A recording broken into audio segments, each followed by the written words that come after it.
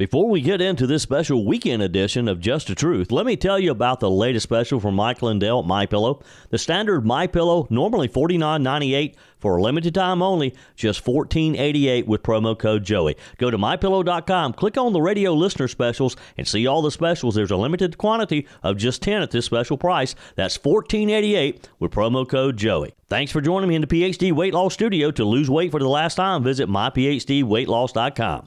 Joining us on our guest line today is someone who has really helped shape the cultural heartbeat of the upstate. Center Stage has long been a cornerstone of live performance here in upstate South Carolina. And at the helm is Executive Artistic Director Laura Nicholas, with a passion for storytelling, a commitment to developing talent, and a vision for making theater accessible to the entire community.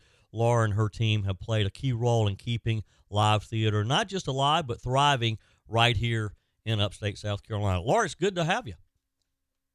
Good to be here. Thank you so much. So let's just start at the beginning. What's coming up next at Center Stage that you're most excited about? Well, right now we're actually in the middle of a run of A Gentleman's Guide to Love and Murder, which has been a lot of fun. We're starting the second weekend now, and it is a musical, a comedy about murder, which is very fun, and it seems like the audiences have really loved it. That does sound very interesting. How do you go about selecting productions? When you're in the early stages of planning your schedule, what balance are you trying to strike between maybe crowd favorites and maybe something new, something challenging? Well, my goal is always to find a broad range of entertainment. We are very focused on the community and what the community will be interested in. So I stay apprised of what's coming up next in the industry, and I also just do a lot of reading. So there's a ton of reading about what's trending in New York and what's trending as far as touring shows go. And then, of course, we have a wonderful resource in the Peace Center here in Greenville. So there's a lot of tours that I actually literally get to see there before they become available to the regional market. Yeah. So a lot of what I'm doing is just staying apprised of what's going on, and also really a lot of the early days of me in this position was learning the taste of Greenville. Yeah. And figuring out what would be appealing to the demographic we have here, but also just thinking about a broad range of people that we want to reach in the community, and thinking about shows that they would already enjoy, but then also shows that would maybe challenge and stretch the community a little bit artistically or content-wise, just to keep on expanding in that way. Sure. And Laura, talk with us a bit about your history with Center Stage. Well, I actually have a long history. Before, when I had graduated school in 2011 with my first master's, I actually was looking for opportunities in Greenville and really loved Center Stage because I had been on a tour when I was in college. We went around to all the different venues in the upstate area, and as soon as I walked into Center Stage, I felt a connection to it. It is a really special place, and if people listening to this haven't been, I would encourage them to get a ticket if you can. It is a thrust stage, so it's audience on three sides of the playing space, and it's also stadium seating, which means every seat is a great seat. So when I walked into the space in college, I immediately thought, wow, this place is really special, and I bet productions here are really unique as well. So when I graduated with my master's, I remembered Center Stage, and I went to Center Stage. This was 2012, right out of school. And I went to Center Stage and I just said, can you use me? Will you put me to work? Just tell me what you need and I will be there to help. So I started, and my husband, we were not married at the time, but my husband was with me, and We both volunteered for a bunch of different stuff. We read plays for the New Play Festival. We did crew for the show that was running at the time was Hairspray. And then we just started doing shows after that, more and more, and doing a bunch of different things. My husband did stage crew. He worked on the sets, and I worked in costumes. And then I got into stage managing and directing.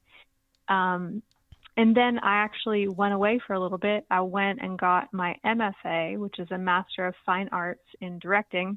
And if you're in theater or any art form, you know that that degree is a PhD level degree in a practical art form. So I knew I wanted to get that.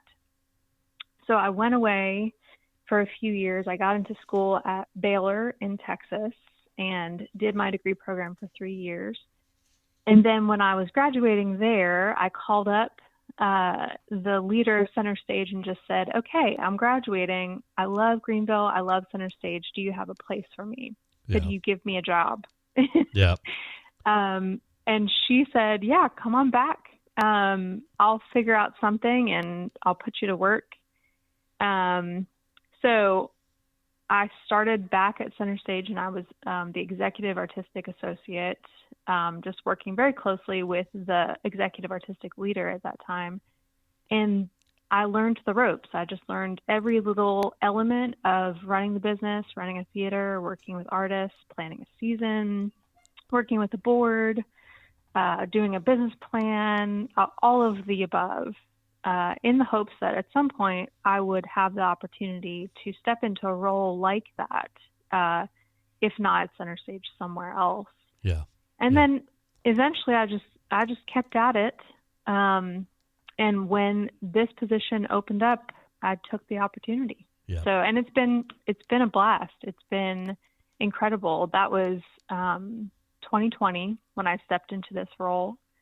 And of course it was really hard at first, but I really felt like, what do I have to lose at this point? I mean, if something happens, I can always say, well, 2020, it was the pandemic. What could I do? But now here we are 6 years later, and it has just been a joy, and it keeps getting better every year. I've just loved serving the community like this, and really being part of the artistic life of the Upstate. Yep. Our guest today is Laura Nicholas. She's the executive artistic director of Center Stage, and you were talking about calling Glenda Manwaring, who was in your position at that time. And look, I knew Glenda, and if you ask Glenda, what can I do, she always puts you to work, and I'm sure you do likewise. Yes, definitely. I love to talk to anybody who sends me a message, gives me a call, walks into the theater and says they want to be put to work, because I was in that position at one point, and I think especially if you're willing to work hard, you can certainly make it and certainly be an asset. Yeah. Well, and I think, Laura, I want us to express that to our listeners today, because people think about, well, Center Stage, any community theater, they think about acting, but it's not just acting. I mean, there are a lot of volunteer opportunities, and just going to your website, centerstage.org, there's a long list of opportunities, like light board operator, piano keyboard, spotlight operator, costume designer, dialect coach, backstage crew, and the list goes on and on. I believe there's something on there that I could actually do. Yeah, there's a lot of different roles, and depending on what your interests are and what your skill set is, all of our production team roles are paid, so those are not actually volunteer positions. You can volunteer for them, but normally we would pay you. And then volunteering, definitely to usher, is a big thing that people love to do. We have over 200 people who are on a list. They just get a call when we have an opening for ushering, to hand out playbills or to scan tickets, to greet people at the door. And then you come to the show that night, and then you get to see the show that night as well. So it's a lot of fun. And then we also have volunteers who put up posters and help spread the word around town. Yeah. Laura, in a world where everything is streaming on demand, right at your fingertips, there's something powerful, something almost irreplaceable for me, that is, about sitting in a room, the lights go down, and a live story unfolds right in front of me. Talk with us about what makes live theater different today in a world dominated by streaming and digital entertainment. Yeah, well, I think especially post-pandemic age, where we are still sort of dealing with everything that happened during that time, we really crave the human connection that you can achieve by actually literally being in a space with other humans. And something that live theater provides is the opportunity to come together and collectively experience something together, even though you may not know the person sitting next to you or across the room from you. Yeah. This is a shared experience, and that it's essential to human life. It's essential to quality of living. Yeah. So we're providing this essential service. Yeah. Laura Nicholas is our guest. If you'd like additional information about Center Stage, maybe upcoming productions, how to get tickets, or if you are someone who is interested in becoming involved, just go to centerstage.org, centerstage.org. And let's talk about the impact that you've seen in the local community, the impact that the theater has on young people, families, and just the broader community at large. Yeah, well, we, especially in trying to do a broad range of shows, we do have shows that are fit for all different types of age groups. And we are able to, depending on what the show is, we're able to work with other community partners to have conversations that maybe would be difficult to have, or to raise awareness about topics in our community that really need to be discussed. For instance, last spring in May, we did a production of Waitress, the musical, and we were the regional premiere of this show, which was just an honor to be able to be the first in the upstate to produce. But we did work with a local nonprofit called Safe Harbor, which is a nonprofit who works with women who are dealing with domestic violence.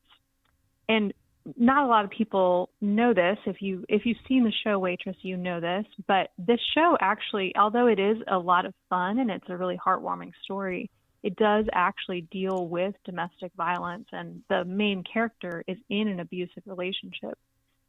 So being able to pair that production with a great organization like Safe Harbor was so rewarding. We were able to point to the representatives that were standing in our lobby during the show and say, if you or someone you know needs help, here is someone right here on site who can help you, give you resources, help you understand what they offer. So just having opportunities like that is incredibly rewarding. Yeah. You know, I saw Waitress on Broadway when it opened. I think it was maybe 2016, 17, somewhere in that range. I'm trying to think of the lady who played the lead in that. Can you help me remember that? I'm not sure about the tour. You said you saw it on Broadway? Yeah, I saw the original Broadway production, and I'm trying to. I can see her, but I can't think of her name. Anyway, it's a great show, and I remember last year when you guys did that. I wasn't able to see it, unfortunately, but what a great show that was to have here in the upstate. You know, let's talk about Center Stage and funding. I mean, what are some of the challenges that community theater face today? Well, it is certainly difficult. Theaters in the upstate and all over the nation are actually nonprofits. So a lot of people assume that because we sell tickets, we are more of a for-profit business. However, the price of tickets, and we're able to keep our prices very low, does not cover the full cost of operating. So most organizations have a 50-50 split where you have to earn 50% of the income while you still have to supplement 50% of your operating costs with donations. Mm-hmm. we actually have a little bit more of the ticket sales as part of our budget. So we're operating more on like a 60-40 breakdown of earned and unearned income. But still, we are not able to, and the arts in general are not able to survive without the patronage of the local community in which they support or in which they survive. So it's important that no matter what you're doing, you're still thinking about the arts philanthropically. There is something to be said for having the vibrant arts community that we have in the upstate. Obviously, our community understands the importance of the arts and supports the arts, but it's more than just coming out, more than just buying a ticket, but also supporting when you can with a donation if possible. Yep. And again, you can easily do that at centerstage.org, centerstage.org. Laura, we have about a minute left. Give us a little behind the curtain look. What goes into bringing a production to life? Maybe a quick story that that people would just never realize happens.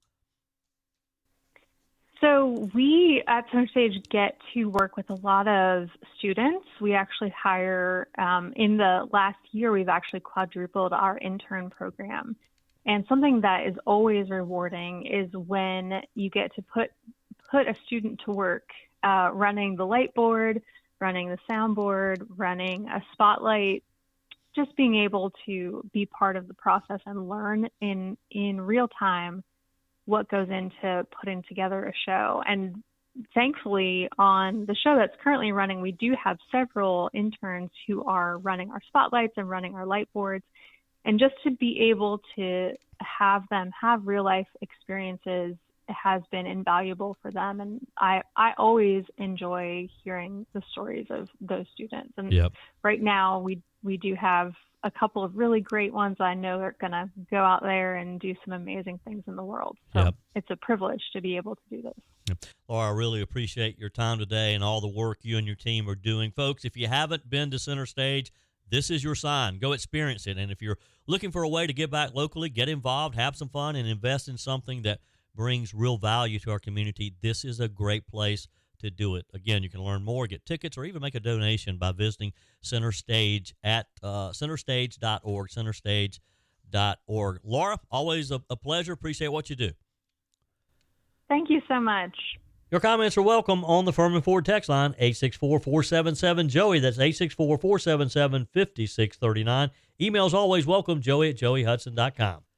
One of the biggest frustrations you quite often hear from small business owners across South Carolina, in addition to taxes, of course, is regulation. Rules coming out of state agencies that can shape entire industries, often without a direct vote from the people you elected to represent you. Well, that could be changing. The South Carolina legislature is now considering the Small Business Regulatory Freedom Act, a move supporters say will restore accountability, put some major regulatory decisions back where they belong, in the hands of elected lawmakers. Joining us to break it all down, Dr. Oran Smith, Senior Fellow with the Palmetto Promise Institute, an organization that's been at the forefront of pushing this kind of reform. Dr. Smith, is always a pleasure. Yeah, it's great to be with you to talk about this key issue. Yeah.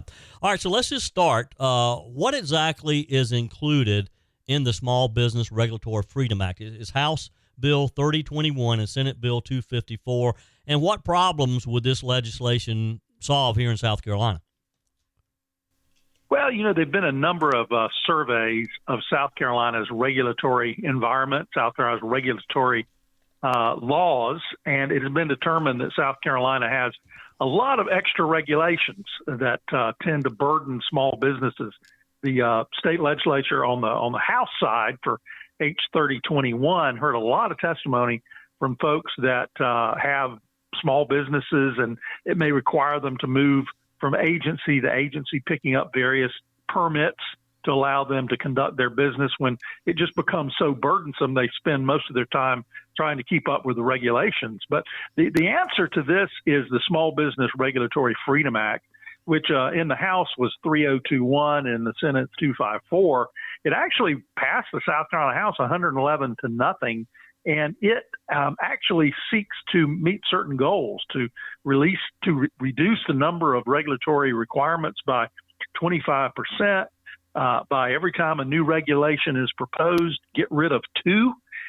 Look at the cost of the regulations over a certain number of years, typically 5 years, and anything that would cost the economy $1 million or more over 5 years would have to have a special treatment and special analysis so that the legislature would be aware of that. So there are a lot of different functions, a lot of different pieces to it, but the goal is reducing the regulatory burden.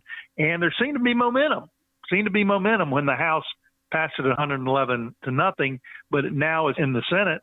And there have been four hearings on the Senate side, but no activity yet in the Senate.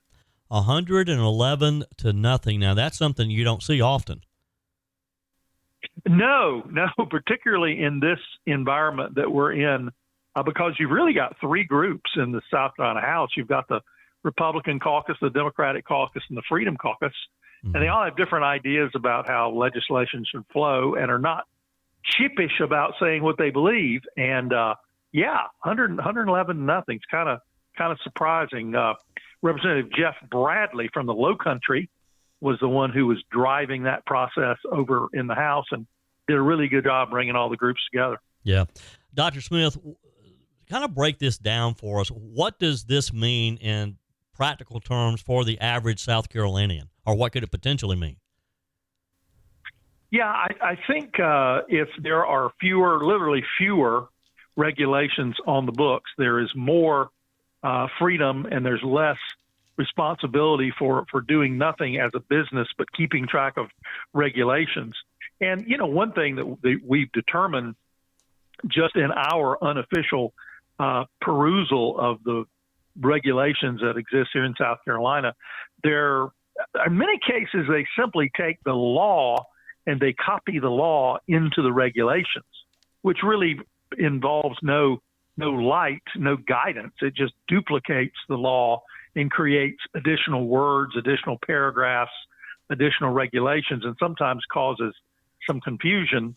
We've also found that many of the regulations are almost laughable because of how dated they are. Like one regulation says that if you have a public swimming pool, then you have to have a payphone or a landline phone somewhere nearby in case there is an emergency. I mean, stuff like that. I mean, that clearly indicates the entire code needs to be examined, but there's got to be a starting place. Yeah. There's got to be a way to begin this process. And what's kind of interesting for us, and I know that your listenership is very much oriented toward the entire state, but the upstate in particular, and Jim DeMint, when he was in the U.S. House back in the old days, back in 2010, he introduced a bill that in many ways is the model for this South Carolina legislation in 2026. Yeah.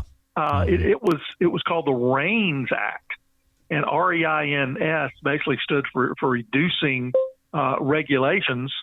And he was a champion along with Ron Paul and a number of other co-sponsors back in the day. They just felt that regulations needed to justify their existence. Yeah. And it's kind of amazing that something Jim DeMint did back then to kind of come back. Yeah. Dr. Oran Smith is my guest today. He's a senior fellow with the Palmetto Promise Institute. I saw a letter that Senator DeMint had sent to the members of the South Carolina General Assembly, encouraging them to take action. He mentioned that small businesses feel the weight of regulation most of all. Is there a specific example that you could give us that this law would change and have an effect on a day-to-day basis for a small business owners, other than the payphone at a swimming pool? I mean, can you even get a payphone anymore?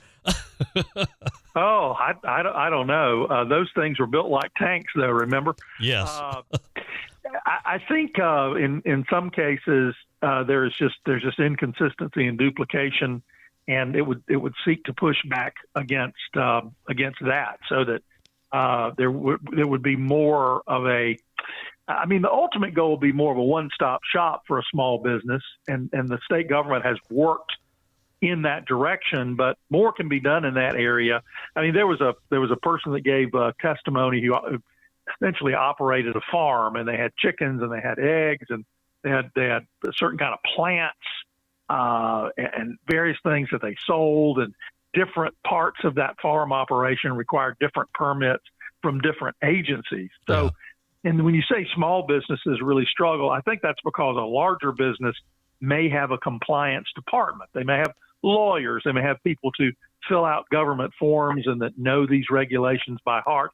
In some cases, they might have had some role in writing them. But the average small business where the owner is also the cashier and the advertising department and everything, there just isn't that bandwidth to do that. And small businesses are the backbone of South Carolina's economy, and they need to be protected. Yeah. Now, it's my understanding, and just kind of looking at the surface of this, South Carolina does have some regulatory review laws on the books. Is there something, maybe kind of give us a review of that, what's missing up to this point, and with the bill, would it add more enforcement, more accountability? Is there going to be a process that would be used to review these regulations that maybe have been on the books for decades and people have just forgotten about? Well, as a part of this process and reading this legislation when it was filed, I was a little surprised at how good, or my perception was how good the current law was. But this organization, or this panel that we currently have in South Carolina, that's really kind of outside of the legislature, it's more within the Department of Commerce, that is charged with reviewing regulations for their impact upon business. I've been around state government and studied South Carolina government for a long time. I don't remember ever seeing on the state legislative website a meeting notice that the small business committee was going to be meeting. Turns out the committee actually does meet, but no one is really aware that it's meeting. And the agenda of that meeting is not always easy to find on the state website, and certainly making a complaint about the impact of legislation on your business to that entity is convoluted and confusing. So, the good side of it is we do have a pretty good history of getting this process started. It's just it doesn't have enough teeth. It doesn't have enough specificity.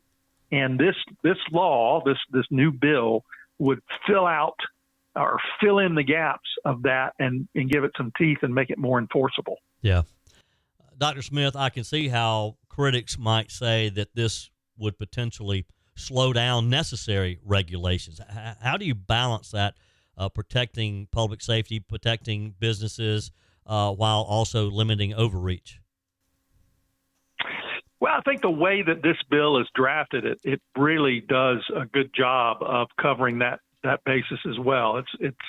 There are pathways for regulations that are essential, that are important, that relate to some federal purpose of which the state doesn't have much authority. Those kinds of things, that's factored into it. There's also factored into it the whole idea of pushing back against Chevron deference.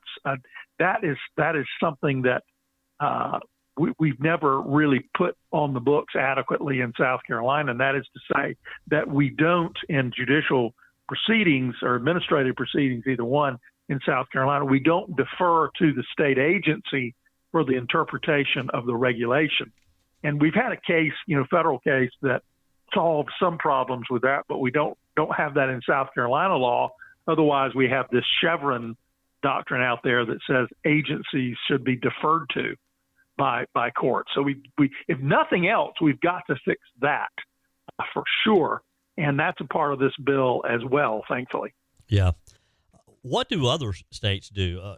Is there a comparison of how South Carolina potentially handles this versus, say, some of our neighboring states, North Carolina, Georgia?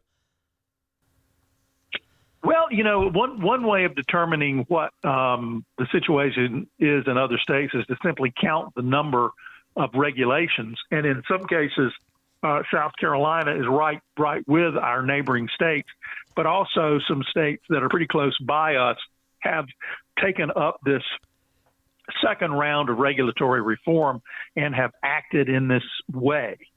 So the path forward really is to look for how we can enact some permanent reforms in this area so we don't have to continue to keep coming back to it, and that we don't get left behind from states who have done very, very well at this and are known to be states that are not allowing overregulation, because there are a lot of things that go into economic development. One, of course, is tax rates, incentives, the taxes on individuals as well as commercial property taxes, this type of thing. But also the regulatory environment is key to a lot of decisions.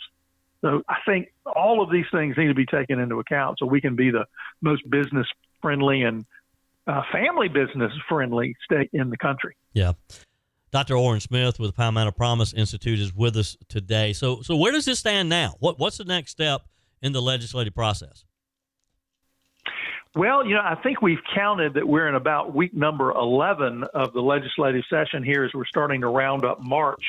So we have all of April and just a week or 10 days in May, and then the second year of the 2-year session is over. So all legislation would die. So what we're hoping is that there can be something passed out of the Senate.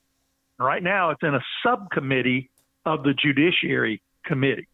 So if we can get it out of this subcommittee into the full committee and get it out on the floor and get it debated, even if there are some amendments or changes, then that would give the House time to decide if they want to accept those changes or if they want to go to a conference committee. But pretty soon, I think either the House or the Senate's probably going to take a week off for a furlough. They normally do that. The House took last week off. Mm-hmm. And if they do that, that's going to reduce the number of legislative days even further. We don't really have crossover deadlines anymore. If we did, this bill would have already cleared the deadline. But it's just tight. The legislative calendar is full. The committee hearings calendars are full this time of year. So it gets a little scary if you're hoping for this kind of regulatory relief to be looking at that end of session and saying, "Oh my goodness, we could lose 2 years if we don't get something done in the next couple of weeks." Sure. What could our listeners do to help this process? I think if our listeners are interested in this bill, they should take a look at either the House or the Senate version. Unfortunately, they're linked. If you go to scstatehouse.gov, you can look up the bill number. Again, it's 3021 in the House, and it's 254 in the Senate. You can also take a look there, and it'll have the members of the Judiciary Committee. Mm-hmm.